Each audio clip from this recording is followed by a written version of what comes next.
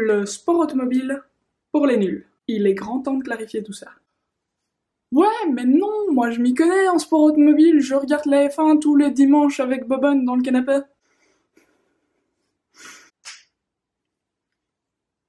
Ok. La F1, ça n'est pas le sport automobile. C'est un peu comme si je te disais, je suis une spécialiste des séries télé parce que je regarde Les Feux de l'amour tous les jours depuis le premier épisode. Tu vois ce que je veux dire? La F1, c'est une partie de la partie visible de l'iceberg. C'est un morceau de glace. C'est une sorte de glaçon, quoi. Attention, moi aussi, je regarde tous les Grands Prix à la télé. Bon, pas tous les week-ends, parce qu'en vrai, il y a 21 week-ends de Grands Prix, 52 week-ends par an. Si tu calcules, tu vas comprendre. La F1, on appelle souvent ça la catégorie reine du sport automobile. Un peu comme... Ok, on va commencer par la base. Le sport automobile, moi je visualise ça un peu comme une pyramide, ou une montagne.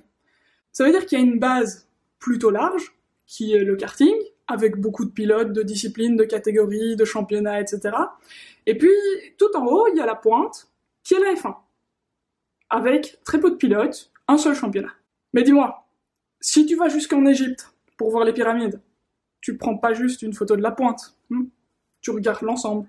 En sport automobile, entre le karting et la F1, il y a une multitude d'étapes et d'itinéraires possibles différents. Et chaque pilote qui se lance va commencer par la base et évoluer étape après étape en fonction de 3 critères principaux.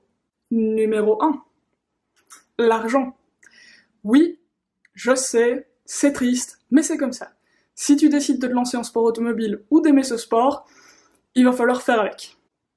2. Le talent dans la voiture. J'appelle ça le talent in. Voilà, pour faire plus simple. C'est celui qui va faire que tu es un bon pilote. Tu vas vite, tu ne casses pas trop les voitures. Il y a plein de critères différents pour déterminer si t'es un bon pilote ou pas, c'est pas seulement celui qui va le plus vite, mais bon bref, ça c'est un peu trop technique. Numéro 3. Le talent en dehors de la voiture. Le talent out. Bah oui, c'est logique, il y avait le in, maintenant il y a le out. C'est la partie la plus méconnue et la plus sous-estimée par les jeunes pilotes. Mais c'est quand même le critère le plus important, surtout si t'as pas assez d'argent, mais que t'as du talent dans la voiture.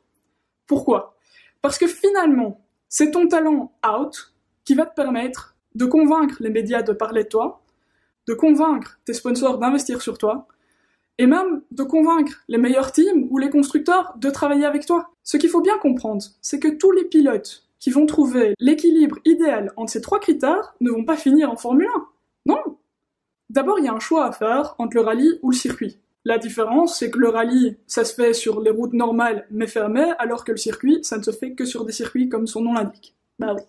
Ceux qui vont choisir le rallye, ils vont avoir le choix entre plusieurs disciplines, plusieurs niveaux, comme le régional, le national, l'international, l'européen, mondial, etc. On peut même citer le rallye raid, qui est encore une discipline différente, mais je vais pas trop m'attarder là-dessus parce que sinon ça va prendre des heures. En circuit, tu peux décider de faire de la monoplace, c'est une sorte de petit F1 pour simplifier. Tu peux décider de faire du tourisme, du grand tourisme, ou encore même du proto. C'est les voitures qu'on voit aux 24 heures du Mans. Dans chacune des catégories que je viens de citer, il y a encore des sous-catégories. Bref, c'est le bordel.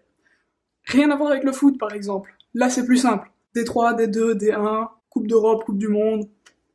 Je crois que je vais me faire détester par les footeux. Je suis désolé mais j'y connais rien. Je suis qu'une gonzesse donc... Par contre, un peu comme en foot, c'est pas forcément dans le dernier quart de la Coupe du Monde qu'on va trouver les plus beaux matchs et le plus beau spectacle. En sport automobile, on va pas forcément trouver les courses les plus excitantes en F1. Est-ce qu'il faut le rappeler? Si vous aimez la F1, mais que vous avez une fâcheuse tendance à siester devant, voici ce que je peux vous recommander. Le WEC. C'est le championnat qui tourne autour des 24 heures du Mans. Même si la catégorie des LMP1 n'est plus ce qu'elle était, il y a toujours des super bagarres à tous les autres niveaux du championnat. Et pour ne rien gâcher, soyons honnêtes, les 24 heures du Mans, ça reste quand même la course la plus légendaire au monde. Le GT. Des supercars, allégés, bodybuildés, pilotés par des fous furieux sur les plus beaux circuits du monde. Est-ce que je dois en dire plus? Mon petit coup de cœur perso, c'est le Lamborghini Super Trofeo et les 24 heures de Spa, puisque j'ai eu la chance d'y participer et que j'espère y être encore cette année. Le WRC. Bah oui, je suis une pilote de circuit, mais j'apprécie quand même beaucoup ce que font les rallymen à ce niveau-là. Et pour les plus chauvins des Belges qui nous regardent, sachez quand même qu'on a la chance d'avoir un compatriote qui se bat régulièrement pour la première marche des podiums dans ce championnat. Thierry Neuville. Ça, c'est mon top 3 perso. Évidemment, il y a plein d'autres super disciplines à découvrir, je peux pas toutes les citer, mais par contre, je suis vraiment curieuse de savoir si suite à cette vidéo, vous en savez un petit peu plus sur le sport automobile, si vous allez vous mettre à regarder d'autres disciplines que la F1, ou peut-être que c'était déjà le cas pour vous et que vous avez envie de me faire partager vos catégories préférées. Alors, mettez ça en commentaire et n'hésitez pas à me poser toutes vos questions, j'essaierai chaque fois d'y répondre, promis. N'hésitez pas à me laisser un petit pouce en l'air si la vidéo vous a plu, à vous abonner à ma chaîne ou encore à aller regarder mes autres vidéos. Ciao!